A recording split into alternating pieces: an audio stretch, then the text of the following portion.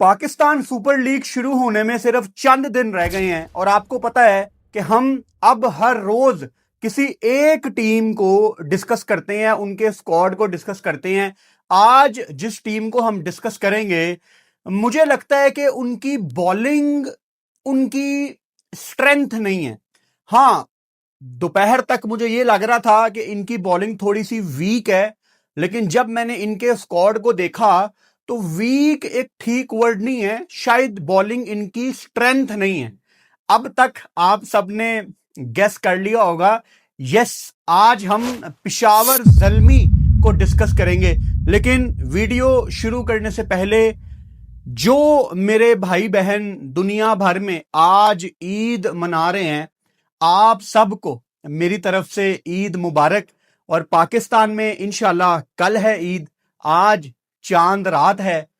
ईद की क्या ही खुशियां, मतलब मेरा पैगाम सिर्फ आपको यह है कि अगर आपके माँ बाप हैं, अल्लाह ताला उनको लंबी जिंदगी दे, तो आप ईद की खुशियां मनाएं।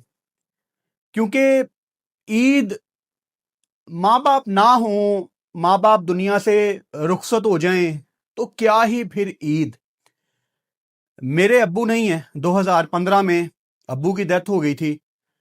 सो मेरे लिए तो ईद जब भी आती है एक रिमाइंडर होता है वो मेरे लिए कि अब्बू अब नहीं है इस दुनिया में। क्योंकि उसकी एक वजह है, बड़ी लॉजिकल वजह है। मैं उस जनरेशन में से हूं जो बहुत ज्यादा कंफर्टेबल नहीं होते थे अपने फादर के साथ। ऑब्वियसली बहुत प्यार करते थे वो, मैं उनसे बहुत ज्यादा प्यार करता था, लेकिन एक झिझक होती थी उनसे बात करने की, एक रिस्पेक्ट का एलिमेंट, एक डर, एक खौफ। मतलब मैंने आज तक के, अब तो है ही नहीं है वो, मैंने 25 साल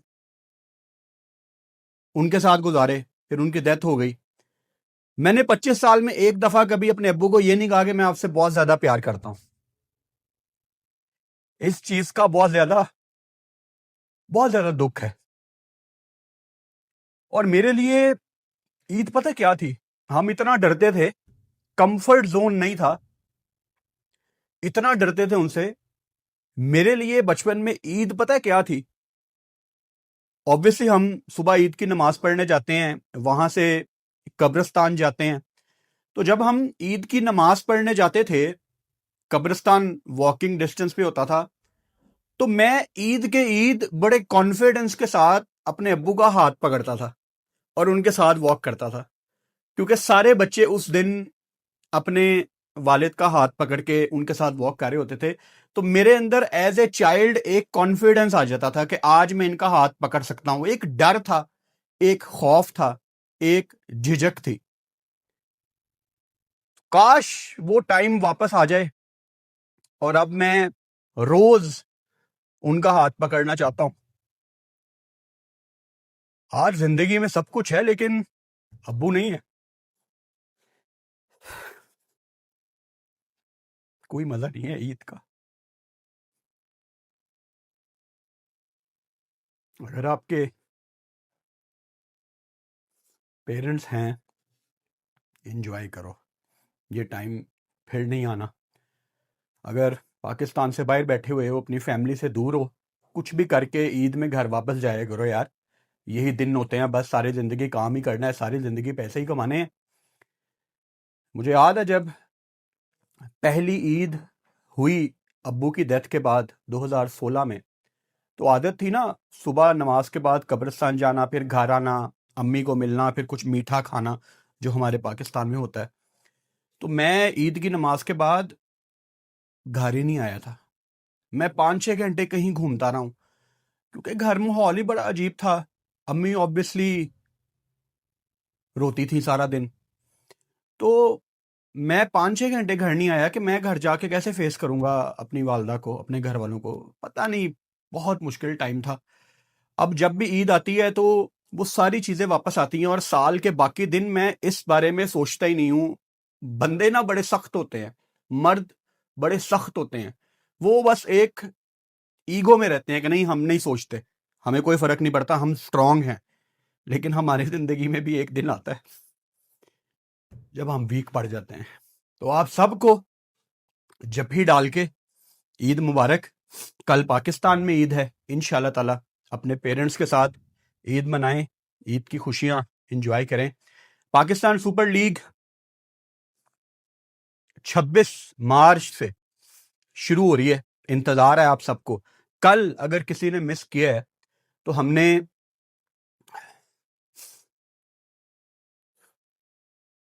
कराची किंग्स को कवर किया था, आज पेशावर ज़ल्मी को कवर करेंगे। बारी बारी रोज एक टीम को मैं डिस्कस कर रहा हूं उनके कंप्लीट स्क्वाड के साथ। ये स्क्वाड आपके सामने मौजूद है। अच्छा, ये जो पिक्चर है, ग्राफिक है, ये पाकिस्तान सुपर लीग का ऑफिशियल है और ये इन्होंने खुद अपलोड किया था 2 दिन पहले। अब मैं ये वीडियो बनाऊं, बाद में कोई प्लेयर किसी को रिप्लेस कर दे तो आप लोग कमेंट करके कहोगे कि फलां प्लेयर आ गया, आपने उसकी बात नहीं की। तो ये ऑफिशियल ग्राफिक फिलहाल पाकिस्तान सुपर लीग के पेज से मैंने आज लिया है। आप ये 20 मार्च को वीडियो देख रहे हैं, अभी रिकॉर्डिंग मैं कर रहा हूं दोपहर को 4 बजे। तो अगर बाद में रात को कोई किसी को रिप्लेस कर दे, क्योंकि वहां बांग्लादेश ने भी अभी एनओसी शायद नहीं दिए, सो बांग्लादेश के भी शरफुल इस्लाम नजर आ रहे हैं। सो समझना है आपने कि फिलहाल जो इन्फॉर्मेशन हमारे पास है, हम उसके अकॉर्डिंग ही इसको डिस्कस करेंगे। अच्छा, मैंने जब Peshawar Zalmi, obviously T20 world cup चल रहा था, जब PSL का ऑक्शन आया, तो तब भी हाजी अकरम साहब ने बहुत ज़्यादा कॉम्प्रोमाइज किया प्रोबेबली बॉलिंग के ऊपर। इमेज मेरा यही था पेशावर ज़ल्मी के हवाले से कि इनकी बॉलिंग कंप्लीट नहीं है, और आज दोपहर को रिसर्च करने से पहले मैं यही सोच रहा था कि इनकी बॉलिंग वीक है। सो अभी जब मैं वीडियो बनाने के लिए फाइनल सारा डेटा इकट्ठा कर रहा था, तो मैं इस नतीजे पे पहुंचा कि वीक एक ठीक वर्ड नहीं है, स्ट्रेंथ नहीं है इनकी बॉलिंग। इनकी स्ट्रेंथ है top order, middle order, heavy batting. यानी पेशावर ज़ल्मी आपको PSL में 210, 220, 230 करती नजर आएगी, लेकिन इनकी बॉलिंग इतनी ज्यादा एक्सपीरियंस्ड नहीं है। हाँ, 2-3 करेक्टर्स हैं जिनको मैं भी डिस्कस करूंगा। अगर ये 220 करेंगे ना, तो ये 220 चेज भी करवा सकते हैं। अच्छा, टूर्नामेंट में एक आधी टीम और है जिनकी बॉलिंग उनकी स्ट्रेंथ नहीं है, लेकिन जब उनकी बारी आएगी उनको हम डिस्कस करेंगे। तो कल जैसे कराची किंग्स को हमने डिस्कस किया था, सेम उसी तरीके से आज मैं पेशावर ज़ल्मी को भी डिस्कस करूंगा। यानी हर एक प्लेयर की बात करेंगे, इसी सीक्वेंस के साथ बात करेंगे। सबसे पहले पेशावर ज़ल्मी के कप्तान बाबर आजम, बहुत बहुत बहुत बहुत डिसअपॉइंट हमें बाबर आजम ने किया हुआ है इंटरनेशनल सतह पे। अगर मैं स्पेसिफिकली T20 फॉर्मेट की बात करूं, यानी बायलैटरल्स में क्या परफॉर्मेंसेज हैं, फलां ओपनिंग पार्टनरशिप, ये सारी बातें साइड पे रख दो। बड़े मैच में हमें बाबर आजम ने कभी मैच निकाल के नहीं दिया। अब स्पेशली जो इंडिया वाली गेम थी कोलंबो में, वो तो बाबर टाइप की नॉक थी ना, रन है बॉल, एक बारी लगानी है, एक एंड रोकना है, एक एंड रोकना इज द राइट वर्ड।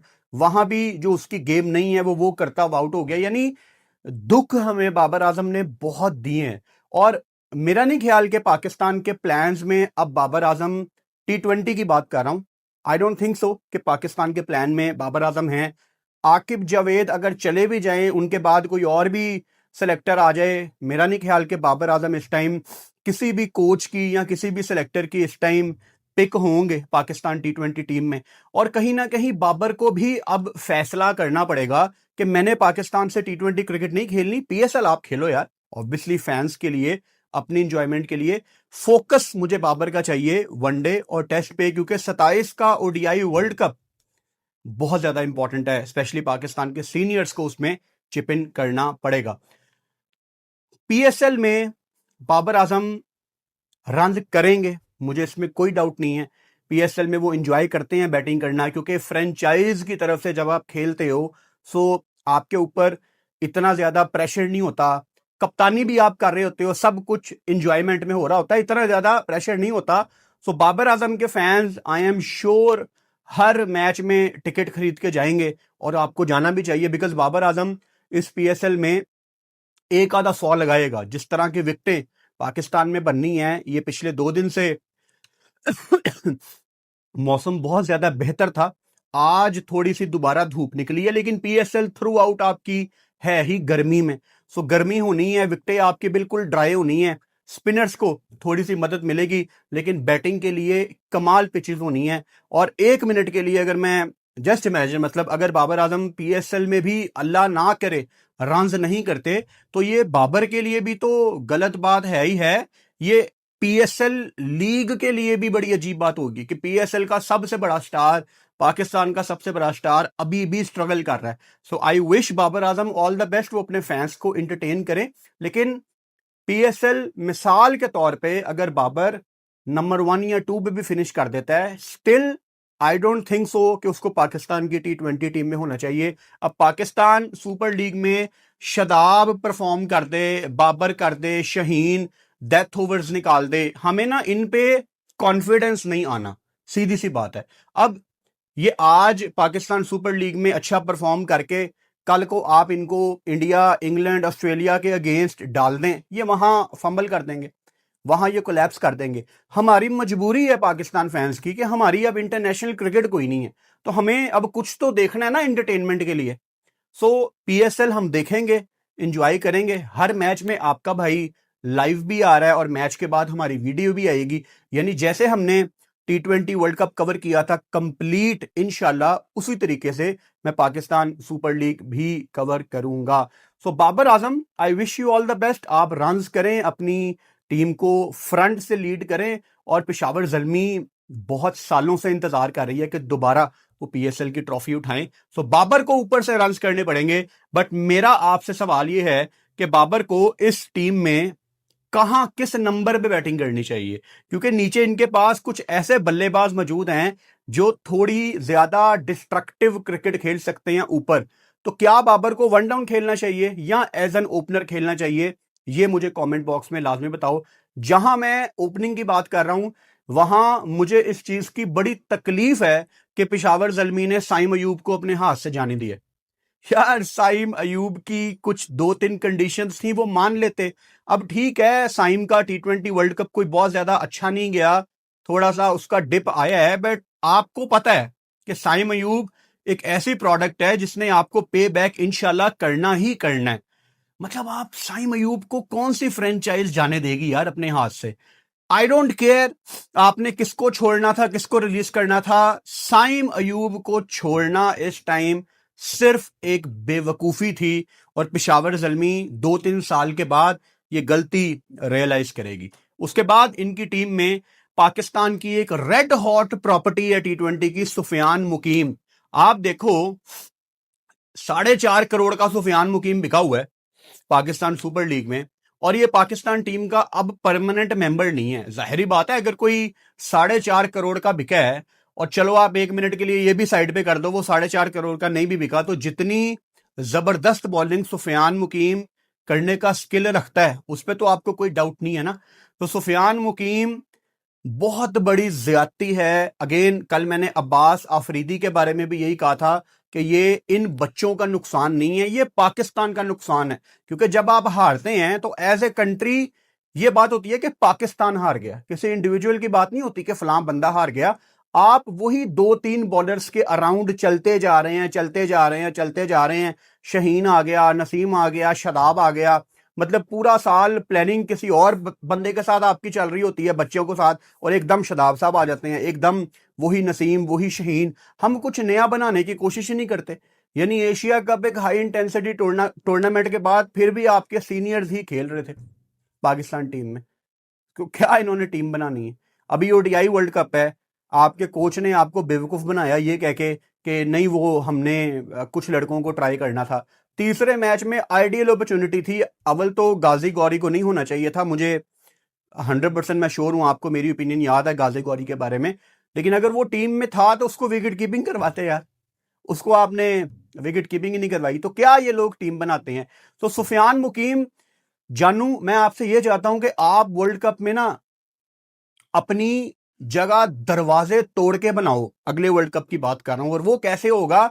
हर जगह एक्सेप्शनल बॉलिंग करके कि आपके ऊपर किसी को डाउट ही ना हो कि यार सुफियान तो अब कंफर्म है पाकिस्तान टीम में, और सुफियान एक ऐसा टैलेंट है जो T20 में तो 100% आपका मेंबर होना चाहिए, ये वनडे में भी आपको पूरी बॉलिंग करके देगा। स्पिनर को क्या है यार, स्पिनर को एक कॉन्फिडेंस चाहिए होता है, और वो कॉन्फिडेंस आएगा टाइम के साथ। लेकिन क्या ये मैनेजमेंट, ये कप्तान, अब जब मैं कप्तान कह रहा हूं, मैं आगा की बात भी कर रहा हूं, मैं शाहीन की बात भी कर रहा हूं, क्या ये कॉन्फिडेंस दे सकते हैं अपने बच्चों को? इस पे मुझे डाउट है, क्योंकि पाकिस्तान क्रिकेट टीम के इस मैनेजमेंट ने ड्रेसिंग रूम में खड़े होकर 2-3 बच्चों को कहा था कि आप पाकिस्तान टीम से बाहर नहीं जाएंगे जब तक हम हैं, क्योंकि आप टीम के लिए कुर्बानियां देते हैं। और अब वो बच्चे टीम में नहीं है, तो इन पे कोई बच्चा ट्रस्ट नहीं कर सकता। सो आपके हाथ में सिर्फ बॉल है सुफियान मुकीम, आपने टॉप पे फिनिश करना है। अच्छा, मुझे इन पे फिर भी भरोसा नहीं है, आप टॉप पे भी फिनिश कर देंगे ना, तो ये ऐसे लोग हैं आकिब जावेद वगैरह, ये कह देंगे आपकी फील्डिंग गंदी है। वो कामरान गुलाम को बाहर निकालने की वजह इन्होंने क्या मार्केट में फैलाई कि वो फील्डिंग बड़ी माठी करता है, एडे तुसी सारे जॉन्टी रोड रहंदे नहीं। पाकिस्तान तो मशहूर ही नहीं है अच्छी फील्डिंग के लिए।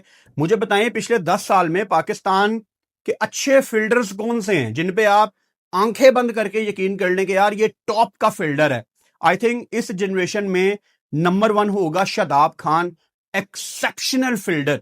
मतलब जब कैच या थ्रो शादाब खान के पास जाए, मुझे बड़ी हद तक यकीन होता है कि ये थ्रो भी करेगा और ये अच्छा कैच भी पकड़ेगा। सो आपके पास इतने ज्यादा कोई बहुत अच्छे फील्डर नहीं है। अगर मैं आज से कोई 15-16-20 साल पीछे चला जाऊं, 15-16 साल पीछे चला जाऊं, तो इमरान नजीर बड़े अच्छे फील्डर थे। तो आपके पास बड़े कम अच्छे फील्डर्स आए हैं भाई। तो ये क्या आपने फजूल बहाना बनाया है कामरान गुलाम को बाहर निकालने के लिए कि इसकी फील्डिंग माठी है? ये बेवकूफों वाली बातें हैं। उसके बाद इनकी टीम में अब्दुल समद हैं, जिनको डेब्यू करना चाहिए था पाकिस्तान से T20 वर्ल्ड कप के स्क्वाड में शायद होना चाहिए था, या इनको या न्याजी को, लेकिन आपने इनको वनडे का यहां पे डेब्यू करा दिया। और अब्दुल समद पिशावर जल्मी इनको बहुत ज्यादा बैक करेगी एक दफा दोबारा। सो जब आप पाकिस्तान से खेल चुके होते हैं ना, आपके अंदर एक वो जो प्रेशर होता है वो काफी हद तक कम हो गया होता है। वो मैं चाहता हूं कि अब्दुल समद यहां पे आके दिखाए कि यार अब मैं पाकिस्तान से खेल चुका हूं, अब मैं आपको डिफरेंट बीस्ट ही दिखूंगा। अब्दुल समद का सीधा सीधा मुकाबला इरफान खान न्याजी के साथ है। मेरा हमेशा पॉइंट ऑफ व्यू ये होता है कि आप पहले जिसको डेब्यू करवाते हैं उसको पहले मौका मिलना चाहिए। पाकिस्तान ने इनको बड़ा मिक्सअप कर दिया है। पहला हक बनता था न्याजी का, आपने उसको ड्रॉप किया और फिर आप अब्दुल समद को लेके आए। 4-5 साल के बाद अल्लाह ना करे होना यह है कि ना समद बनेगा ना न्याजी बनेगा। अब इन लोगों का सैंपल साइज ऐसा है, ये करते हैं ऐसी हरकतें, मुझे इन पे यकीन नहीं है। ये तो टॉपर को बाहर निकाल देते हैं फील्डिंग का बहाना बना के, तो मुझे यकीन ही नहीं है। लेकिन अब्दुल समद को इस पीएसएल में अच्छा परफॉर्म करना चाहिए। अली रजा आपके अंडर 19 के बॉलर, और मैंने काफी ज्यादा सोशल मीडिया पे ये पढ़ा अमेजिंग एशिया कप के दौरान, बल्कि पिछली पीएसएल के दौरान, कि Ali Raza is ready to play for Pakistan. यही हमारा मसला है, हमारा क्रिकेट बोर्ड और हमारे अवाम, हम ना सेम है, हम एक पेज पे हैं। हमें कच्चे फल खाने की आदत है। आपने पाकिस्तान बांग्लादेश सीरीज में भी कच्चे फल खाए, आपने बच्चों को बहुत पहले भेज दिया। अब गाजी गौरी जब मेरी वीडियोस देखता होगा, या साद मसूद ने जब मेरा ओपिनियन सुना होगा अपने बारे में, तो उनको कोई अच्छा फील तो नहीं हुआ होगा। But I can not help it भाई, आपको टाइम से पहले पाकिस्तान में खिला दिया गया है। I have nothing against these kids, ये बच्चे हैं, ये प्लेयर्स हैं, तो हम हैं, हमारा इनके साथ मतलब ये क्रिकेट खेलेंगे तो हमारा काम चलेगा। तो मेरे लिए तो ये सारे प्लेयर्स मेरे दिल के बड़े करीब हैं कि ये अच्छा ही परफॉर्म करें, हमारी क्रिकेट फलती फूलती रहे। लेकिन जब टाइम से पहले आप डाल दोगे ना, तो मैं यहां पे बैठ के जस्ट इसलिए आपको बैक नहीं कर सकता कि आप यंगस्टर हो, क्योंकि आपसे बेहतर प्लेयर्स मौजूद थे जिनको नहीं डाला गया। अब्दुल समद कह रहा हूं, अली रजा अच्छे बॉलर हैं, लंबे हैं, थोड़ी बहुत इनको जब कुट पड़ती है तो इनको मैंने बड़ा क्लोजली मॉनिटर किया है। इनके पास प्लान बी होता है, और इस पीएसएल में हमने लाइव हर मैच करना है। मैं लाइव आपको ये प्रूव करके दिखाऊंगा। मैं क्या प्रूव करूंगा, अली रजा प्रूव करेगा। जब इसको कुट लगेगी ना, और कुट लगती है T20 क्रिकेट में, ऐसा नहीं है कि इसको किसी मैच में कुट नहीं लगेगी, हर दूसरे तीसरे मैच में एक्सपेंसिव जाएगा, आपको ये कम बैक करता नजर आएगा। यानी आपको मैं पीएसएल से भी 6 दिन पहले बता रहा हूं, अगर अली रजा को 1-2 छक्के लगे, ये उसी ओवर में आपको अच्छा कम बैक करके दिखाएगा।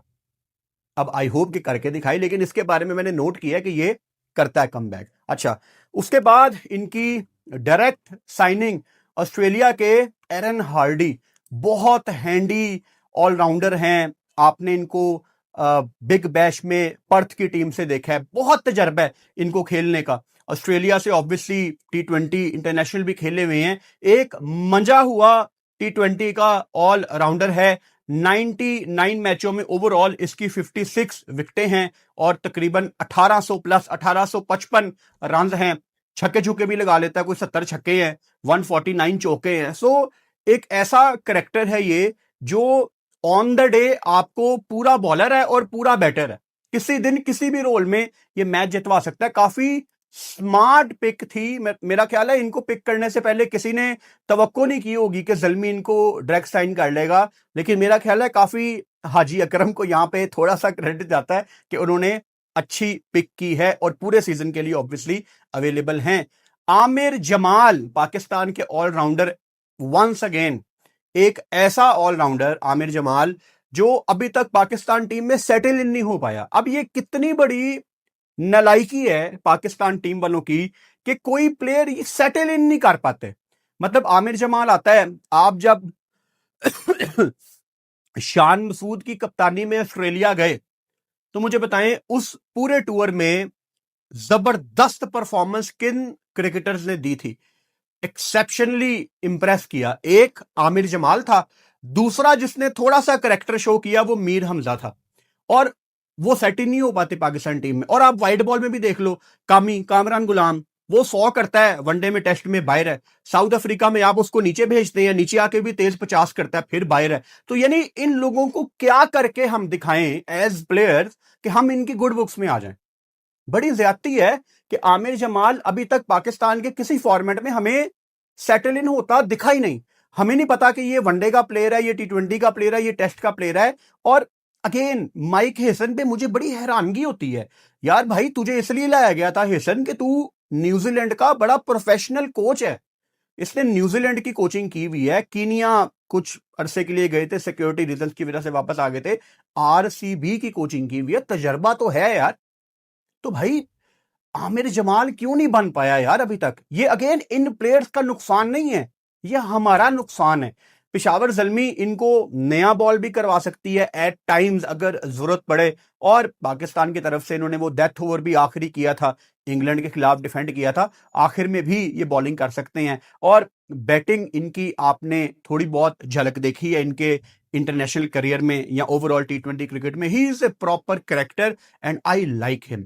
मैंने पहली दफा आमिर जमाल को कब नोट करना शुरू किया, जब पाकिस्तान की टीम जिम्बाब्वे गई थी, आपको याद होगा शहीन्स की, उसमें मिस फील्डिंग हुई थी। तो ये इतने अग्रेसिव हो गए कि सीधा बॉल नहीं पकड़ा जाता यार तुमसे, क्या बच्चों वाली क्रिकेट खेल रहे हो। तो मुझे बड़ा मजा आया यार कि ये बंदा देखो इस लेवल पे भी, मतलब this is not Pakistan men's cricket team, ये छोटी टीम है आपकी, उसमें भी ये एक्स्ट्रा रन नहीं देना चाहता।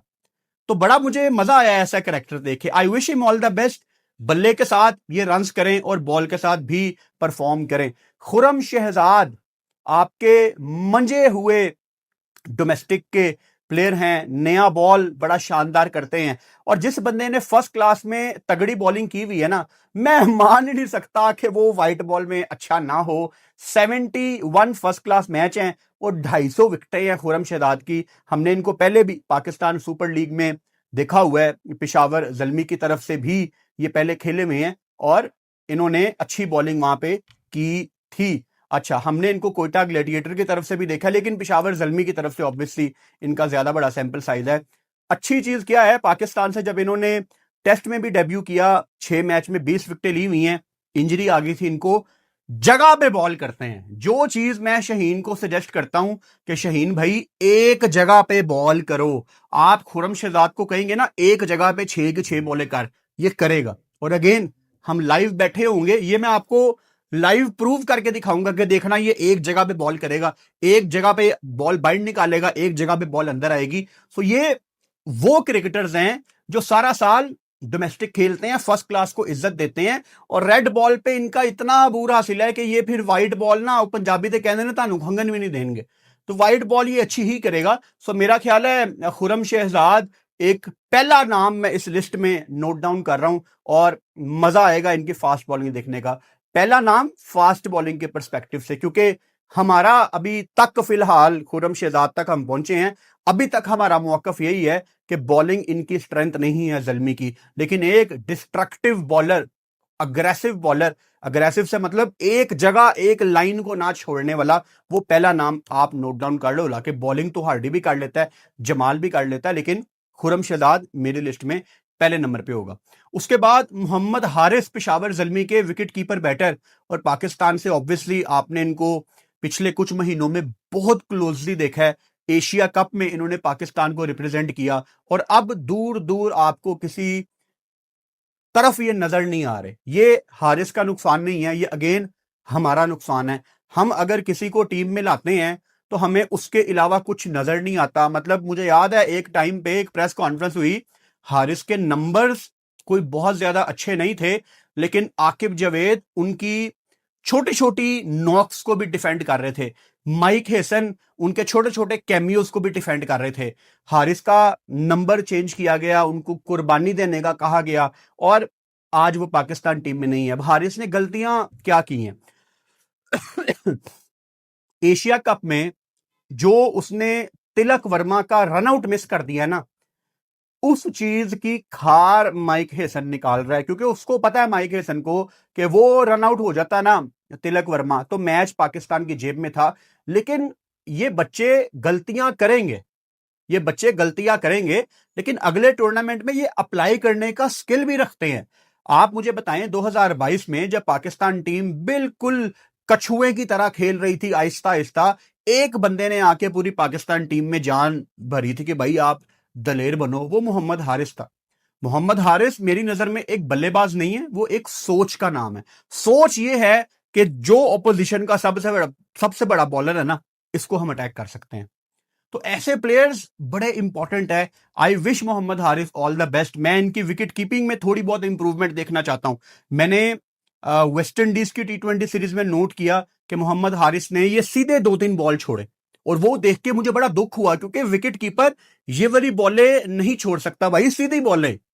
अब पता नहीं दिमाग में कुछ और चल रहा था, ध्यान कहीं और था, लेकिन अगेन ये बच्चे सीखेंगे। इस PSL में इनकी विकेट कीपिंग और इनकी बैटिंग दोनों देखने का बहुत ज्यादा मजा आएगा। एंड आई होप कि पेशावर ज़ल्मी इनकी जो नेचुरल गेम है उनको बैक करें।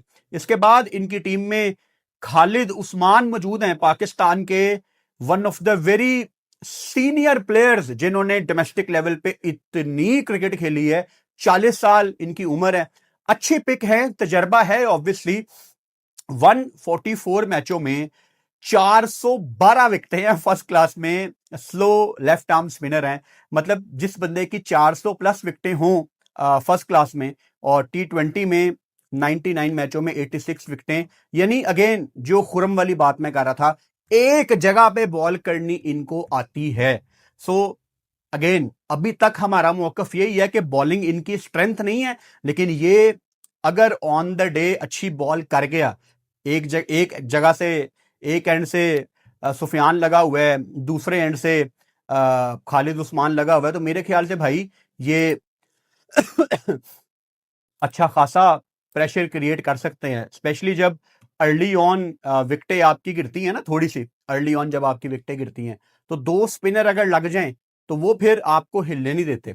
Khalid Usman obviously can bat as well, इनके फर्स्ट क्लास में 300 भी हैं, और T20 में 122 का स्ट्राइक रेट है, 18 छक्के हैं, ओवरऑल 57 चौके हैं। सो बेसिकली बॉलिंग ऑलराउंडर की कैटेगरी में आते हैं। Very handy pick. मेरे ख्याल से ये 60 लाख में बहुत बड़ा एक ना क्या कहते हैं उसको, मेला लूट लिया हाजी अकरम साहब ने। उसके बाद अब्दुल सुबहान। अब्दुल सुबहान आपके पाकिस्तान अंडर 19 के फास्ट बॉलर हैं और राइट आर्म फास्ट बॉलर हैं, सिर्फ 18 साल इनकी उम्र है। सो बहुत बड़ी अपॉर्चुनिटी अब्दुल सुबहान के पास है, और अब्दुल सुबहान को इंस्पिरेशन बनाना है अली रजा को, क्योंकि अली रजा वैसे तो बच्चा है, यंगस्टर है, लेकिन अली रजा एक सैंपल साइज हो सकता है अब्दुल सुबहान के लिए, क्योंकि अब्दुल सुबहान भी ऑब्वियसली उसी कैटेगरी का प्लेयर है जिस कैटेगरी का अली रजा, लेकिन अली रजा ने क्योंकि पिछली पाकिस्तान सुपर लीग्स खेली हैं तो उनको सीखना है। एंड आई होप के पेशावर ज़ल्मी की जो मैनेजमेंट है वो अली रजा को सुबहान के साथ साथ रखे और ये एक दूसरे के साथ अपना तजर्बा शेयर करें, और पाकिस्तान सुपर लीग हो और पाकिस्तान को कोई तगड़ा फास्ट बॉलर ना नजर आए। मेरा ख्याल है ऐसा नहीं होता। हमें तकरीबन हर सीजन में कोई ना कोई अपना बॉलर, चाहे पहले खेला हुआ है या नया है, थोड़ी बहुत हमें ना उसके अंदर करंट नजर आता है। सो आई विश अब्दुल सुभान ऑल द बेस्ट। इसके बाद इनकी टीम में भाई साहब जेम्स विंस हैं 3 करोड़ में। जेम्स विंस की बदमाशी से कौन नहीं वाकिफ। मतलब जिस दिन ये खड़ा होगा, ये ऊपर अकेला अकेला सब कुछ करेगा। मतलब अगर टीम ने ये सोचा ना कि यार हम 220 लगाएंगे, तो शायद 100 या 110-20 जेम्स विंस ही लगा दे। बहुत ही इंटरेस्टिंग करेक्टर है जेम्स विंस। मैंने इनके साथ काम किया हुआ है, प्रॉबेबली पता नहीं T10 लीग थी या PSL, मुझे अभी याद नहीं है, लेकिन थोड़ा बहुत मैंने इनको देखा हुआ है। हंसता नहीं है ये। एक तो हमारा शदाब है ना, वो हंसता रहता है, लेकिन ये जेम्स विंस हंसता नहीं है। मैंने 7-8 दिन इसको नोट किया है। लिफ्ट में अक्सर नजर आ जाता था, पता नहीं दुबई था या कराची, पाकिस्तान सुपर लीग, मुझे अभी एग्जैक्ट याद नहीं है। 3-4 साल पुरानी बात है, लेकिन मैंने इसको कभी हंसते हुए नहीं देखा। और वो गुस्सा ये बल्ले से भी निकालता है। मतलब जो अकेला खड़े होकर ये मारता है। आपने इसकी बैटिंग देखी है पाकिस्तान सुपर लीग में। मेरे ख्याल से जो हम बात कर रहे थे ना कि टॉप ऑर्डर इनका बड़ा हैवी है, उस हिसाब से जेम्स विंस मेरा ख्याल है काफी जबरदस्त पिक हैं और अकेले मैच साइड पे लेके जा सकते हैं। उसके बाद माइकल ब्रेसवेल, न्यूजीलैंड के, पहले भी पाकिस्तान सुपर लीग में खेले हुए हैं। बॉलिंग पाकिस्तान सुपर लीग में इन्होंने एट टाइम्स अच्छी नहीं की, लेकिन अच्छे बॉलर ही हैं ये। इंजरी से वापस आ रहे हैं। T20 वर्ल्ड कप में आपको याद होगा वो मैकॉन्की जो आया था, वो माइकल ब्रेसवेल बाहर हो गए थे पहली गेम के बाद। अब ये फिट हो गए हैं और ये अवेलेबल होंगे पाकिस्तान सुपर लीग के लिए। Very handy allrounder once again. और इनको इन कंडीशंस का पता है, सब कॉन्टिनेंट का पता है, पाकिस्तान की कंडीशंस का पता है। एक जगह पे बॉल करना जानते हैं और बैटिंग भी नीचे से आके एक वो फिनिशर वाला रोल अदा कर सकते हैं। उसके बाद कुसाल मेंडस हैं श्रीलंका के। मेरा ख्याल है कि कुसाल मेंडस को पिक करना पेशावर ज़ल्मी को बहुत फायदा पहुंचाएगा।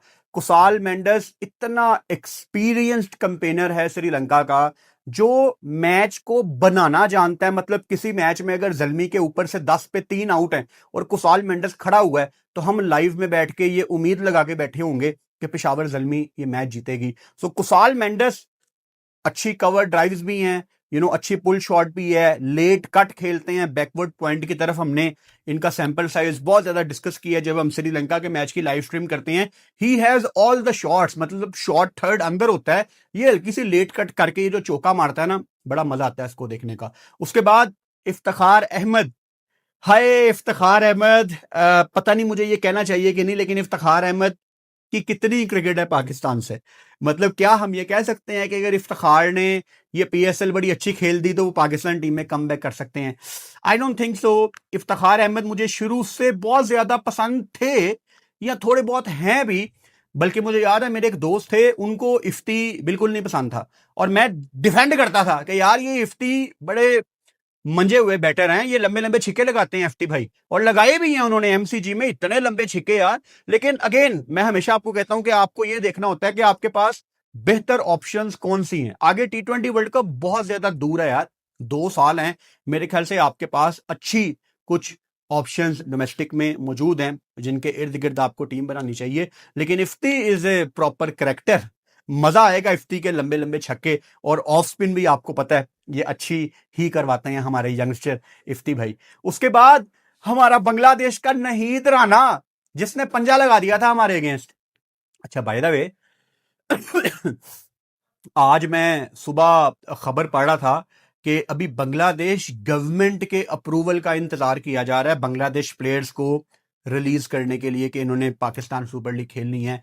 वो जो आजकल सब कॉन्टिनेंट के हालात हैं, ईरान वगैरह के और पाकिस्तान अफगानिस्तान वगैरह के भी, लेकिन दे देगी बांग्लादेश इजाजत। लेकिन जब मैंने ये खबर पढ़ी ना कि बांग्लादेश क्रिकेटर्स इंतजार कर रहे हैं गवर्नमेंट का, तो मुझे आया कि हम तो इनके लिए दुनिया से लड़ पड़े थे, और ये कैसी खबर आई है कि बांग्लादेश अपनी गवर्नमेंट का इंतजार कर रही है। अभी तो मतलब पाकिस्तान पाकिस्तान पांव रखे और बांग्लादेश नीचे हाथ रखेगा, सर प्लीज वेलकम आप आए। इस हद तक पाकिस्तान डिजर्व करता है इनसे वो इज्जत जो पाकिस्तान ने पूरी दुनिया को आंखें दिखाई है ये T20 वर्ल्ड कप में कि बांग्लादेश होगा तो हम बात करेंगे, फिर बांग्लादेश को आईसीसी का इवेंट आगे मिलना है पाकिस्तान की वजह से। तो ऐसी बातें बांग्लादेश से आना, देखो मेरा ना बांग्लादेश के ऊपर उस तरह से यकीन नहीं है। मैंने जब पाकिस्तान ने स्टैंड लिया बांग्लादेश के साथ, मैंने तब भी आपको एग्जांपल दी थी कि माजी में कभी भी बांग्लादेश ने पाकिस्तान का साथ नहीं दिया, तो लोग आके कहते थे नहीं वो शेख हसीना की गवर्नमेंट थी। यार अब तो नहीं है ना, अब तो नहीं है ना, तो ऐसी बातें क्यों आती हैं बाहर। आप देखो कि जिस तरह क्या कहते हैं उसको, मेरे जेहन से बात निकल गया, मैं क्या एग्जाम्पल देने लगा था पता नहीं, मेरे जेहन से बात निकल गई है एकदम, मेरे जेहन में कोई पॉइंट आया था निकल गया, क्योंकि आगे कुछ नाम रहते हैं ना, अब उनकी बातें भी आगे चल रही हैं। याद आएगा तो मैं नहीद राना का दोबारा कवर कर दूंगा। अच्छा, उसके बाद मिर्जा ताहिर बेग, भाई 60 लाख में अगेन इनको एक टॉप ऑर्डर का बड़ा जबरदस्त बल्लेबाज मिला है। हमने इनको लाहौर कलंदर्स की टीम में देखा है, लंबा बंदा है और जिस तरह ये मिड विकेट की रेंज में शॉट्स लगाते हैं ऑन द डे, ऊपर से 60-70 इतना तेज कर सकते हैं कि ऑपोजिशन के प्लान्स फेल कर देते हैं। सो मजा आएगा इनको देखने का। उसके बाद काशिफ अली हैं, हमने इनको पहले भी देखा है पाकिस्तान सुपर लीग में, अच्छे बॉलर हैं, एक जगह पे बॉल करनी इनको डेफिनेटली आती है। और ओवरऑल इनके रिकॉर्ड की अगर मैं बात करूं T20 में, तो भाई साहब इनके 15 मैचों में 8 विकेटें हैं, लेकिन फर्स्ट क्लास में अगर आप देखो तो 50 मैचों में 145 विकेटें हैं। अभी उस तरह से इन्होंने दुनिया को अपना जलवा नहीं दिखाया, लेकिन अगेन जो मैं कहता हूं ना कि मेरा एक बिलीव होता है हमेशा से कि जो बंदा फर्स्ट क्लास में एक तजर्बा रखता है ना, उसको ज्यादा मुश्किल नहीं होगी सेट इन होने में। अब थोड़ा सा एक्सपीरियंस कम है T20 में, 15 मैचों में 8 विकेटें, मतलब अभी तक इस लिस्ट में हमने खुरम शहजाद को देखा है, अगर स्पिन डिपार्टमेंट की बात करूं हमने खालिद उस्मान को देखा है, हमने माइकल ब्रेसवेल की स्पिन की बात की, हमने इफ्ती की ऑफ स्पिन की बात की, नहीद राना अगर सारा सीजन खेलते हैं। अब लेट्स सी के नहीद राना को क्या बांग्लादेश अलाउ करता है कि नहीं कि वो सारा सीजन खेलें, क्योंकि होता क्या है कि कभी कभी किसी क्रिकेटर को फुल एनओसी मिल जाता है, लेकिन क्रिकेट बोर्ड की एक फ्रेंचाइज के साथ एक अंडरस्टैंडिंग होती है कि यार ये हमारा एक्सप्रेस फास्ट बॉलर है, ये सारी गेम्स नहीं खेलेगा, इसका वर्कलोड आपने थोड़ा सा मैनेज करना है कि 2 मैचों के बाद रेस्ट करवा दी, फिर 5वें मैच में ले आए, इस तरह करके। सो सैंपल साइज थोड़ा कम है काशिफ अली का, बट लेट्स सी। उसके बाद शाहनवाज दहानी, मुझे बड़ी तकलीफ है कि शाहनवाज दहानी के नाम के आगे 60 लाख लिखा हुआ है। शाहनवाज दहानी 2-2.5-3 करोड़ पे जाने वाला बंदा है, और शाहनवाज दहानी अभी तक पाकिस्तान में सेटल इन नहीं हो पाया। ये पाकिस्तान का नुकसान है। शाहनवाज दहानी इज ए करेक्टर, उसकी सेलिब्रेशन से बड़े लोगों को मसला होता था। एक तो हमारा ना यहाँ पाकिस्तान में एक दूसरे से जेलस होने का बड़ा अनफॉर्चुनेट एक अजीब है यार, पता नहीं हम क्यों जेलस होते हैं। इमरान ताहिर सेलिब्रेट करे भाग के तो वाह क्या बात है, दिस इज समथिंग यूनिक, और शाहनवाज दहानी सेलिब्रेट करे तो ये शोखा हो रहा है। कितनी ये अजीब बात है। इतना कॉन्फिडेंस है शाहनवाज दहानी में, वो मतलब आपको जिस बंदे की पर्सनैलिटी के अंदर कॉन्फिडेंस हो ना, वो हेडन फैमिली के साथ भी खुल के बात करता है, और ज्यादा पढ़ा लिखा भी नहीं है, वो MS धोनी से बात कर लेता है। जिन करेक्टर्स के अंदर कॉन्फिडेंस हो ना भाई, वो परफॉर्म कर लेते हैं, क्योंकि उनको अपने अंदर अपनी पर्सनैलिटी के अंदर यकीन होता है। और कुछ क्रिकेटर होते हैं जिनकी बैटिंग बड़ी दबी दबी सी होती है, डरपोकों वाली, और उनकी पर्सनैलिटी के अंदर भी कॉन्फिडेंस नहीं होता। वही चीज आप यहां पे अप्लाई करो। दहानी का अभी तक पाकिस्तान टीम में परमानेंट मेंबर ना बनना, ये हमारा नुकसान है। इतनी बड़ी इंस्पिरेशन है शाहनवाज दहानी अपने सारे इंटीरियर सिंध के लिए, मतलब उस बच्चे को, शाहनवाज दहानी को रिप्रेजेंट करना था अपने पूरे सूबे को। और जब आप इस तरह की सोच रखते हो ना, आप इंस्पायर करते हो लाखों करोड़ों लोगों को। बड़ी मुझे तकलीफ है, और मेरी दिल से दुआ है कि पेशावर जल्मी में शाहनवाज दहानी बिल्कुल अलहदा दिखे। मैं हर मैच में ये कोशिश करूंगा, ये दुआ करूंगा कि दहानी को मैं बैक करूं, और मैं इसको पाकिस्तान टीम में देखना चाहता हूं। मुझे ये बड़ा पसंद है, और फिटनेस के ऊपर इतना जबरदस्त काम कर रहा है, आपको एक अच्छी शेप में नजर आ रहा है। देखो अगर आप पाकिस्तान अगर आप पाकिस्तान टीम का हिस्सा है ना, तो फिटनेस पे काम करना कोई बड़ी बात नहीं है आपके लिए, लेकिन अगर आप टीम से बाहर हैं तो खुद को डिसिप्लिन रखना ये शो करता है कि आप कितने तगड़े माइंडसेट के बंदे हैं। उसके बाद फरहान यूसुफ की आपने पिछले दिनों अनाउंसमेंट देखी, 60 लाख में पाकिस्तान अंडर 19 के प्लेयर हैं। अगेन लेट्स सी कि इनको पेशावर ज़ल्मी अपनी टीम में कहां पे मौके देती है और कितने मौके देती है, लेकिन इंटरेस्टिंग पिक है। पहले इनको पिक हो जाना चाहिए था, लेकिन मजा आएगा अगर इनकी बैटिंग यहां पे चली, क्योंकि हमें देखो as a nation we need batters. Bowlers आपके पास कहीं ना कहीं क्यू में लगे हुए हैं, ये अली रजा वगैरह ये कहीं ना कहीं क्यू में लगे हुए हैं। आपको पता है यार, कुछ ऑप्शन हैं अभी। वसीम जूनियर की क्रिकेट बहुत ज्यादा बाकी है, अब्बास अफरीदी को अगर ये चांसेस दें, मीर हमजा को अगर ये ज्यादा चांसेस दें, आकिफ जावेद को अगर ये चांसेस दें, बॉलिंग आपके पास है। हमें मसला है बैटिंग में। सो फरहान यूसुफ को अगर चांसेस मिलते हैं इंशाल्लाह, और अगर ये बल्ले से रन करते हैं, तो हमें एज ए नेशन बड़ी एक खुशी की वो हमारे लिए बात है। उसके बाद आखिरी प्लेयर है इनकी टीम में बांग्लादेश के बॉलर शरफुल इस्लाम। 60 लाख में अगेन मुझे लगता है कि हाजी अकरम साहब ने यहां पे ना बहुत ही एक जबरदस्त पिक ली है, क्योंकि शरफुल इस्लाम कोई 1.5-2.5 करोड़ के करीब तो होता है, बड़ा तजर्बाकार बांग्लादेश का बॉलर है, नया बॉल बहुत अच्छा कर लेते हैं। तो ये मेरा ख्याल है अगर सारे सीजन में अवेलेबल होते हैं तो अच्छा स्पेल कर सकते हैं ये। यू नेवर नो, आपको नहीद राना और शरफुल इस्लाम नया बॉल करते नजर आए। वैसे तो मुझे लगता है कि खुरम शहजाद पे ये ज्यादा ट्रस्ट करेंगे। ओवरऑल इनकी टीम की अगर मैं आपको समरी बताऊं ना, तो top order, middle order, heavy batting वाली टीम है ये। बॉलिंग में ये दुआ करेंगे कि बस हमारे बॉलर ज्यादा मार ना खाएं, लेकिन मैं आपको अभी बता रहा हूं कि पेशावर ज़ल्मी 220 करेगी, लेकिन 220 चेज भी करेगी।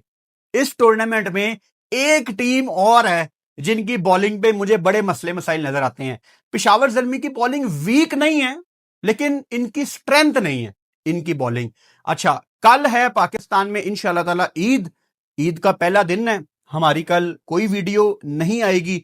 ईद के दूसरे दिन भी हमारी कोई वीडियो नहीं आएगी। ईद के तीसरे दिन रात को 7 बजे मैं आपके लिए वीडियो रिलीज करूंगा। 7:30 कहना था, लेकिन चलो मेरे मुंह से 7 निकल गया। अब मैं अपने लफ्ज वापस नहीं लूंगा। वैसे भी 2 दिन की ब्रेक के बाद आएंगे ना, तो आधा घंटा पहले आपको वीडियो दे दूंगा, क्या ही बात है। सो 7 बजे परसों ईद के तीसरे दिन वीडियो आएगी, और उस वीडियो में आप किस टीम के ऊपर मुझे बात करते हुए देखना चाहते हैं, कमेंट बॉक्स में बताएं। इंशाल्लाह ताला मजा आएगा आपको ईद के तीसरे दिन वाली वीडियो में। वंस अगेन मेरी तरफ से आप सबको ईद मुबारक। जिन लोगों ने आज ईद का पहला दिन मनाया, मैं उम्मीद करता हूं आपका बहुत अच्छा दिन गुजरा होगा। और कल पाकिस्तान में पहला दिन है, आप सबको मेरी तरफ से जफ्फी डाल के एडवांस में ईद मुबारक। इंस्टाग्राम पे जाके फॉलो कर लो। कल ईद का ड्रेस पहन के, भाई एक फॉर्मेलिटी वाली तस्वीर होती है ना कि मैंने इस कलर के कपड़े पहने हैं। अच्छा, मुझे भी ये नहीं पता कि मेरे शलवार कमीज का कलर क्या है। वो 3-4 नई शलवार कमीजें पड़ी हुई हैं। अब हम एज के उस हिस्से में हैं जहां पे हमें हर ईद से पहले नई शलवार कमीज नहीं लेनी होती। तो ऑलरेडी मैं शलवार कमीज बहुत कम पहनता हूं। 3-4 वैसे ही मेरे पास नई पड़ी हुई है जो मैंने कभी भी नहीं पहनी। उनमें से कोई एक पहन लूंगा, और सुबह ईद की हमारी जो तस्वीर होगी वो हम इंशाल्लाह ताला ईद की नमाज के बाद अपने इंस्टाग्राम पे अपलोड करेंगे। इंशाल्लाह ताला ईद के तीसरे दिन रात को 7 बजे वीडियो में आपसे मुलाकात होती है। ईद मुबारक, गुड नाइट।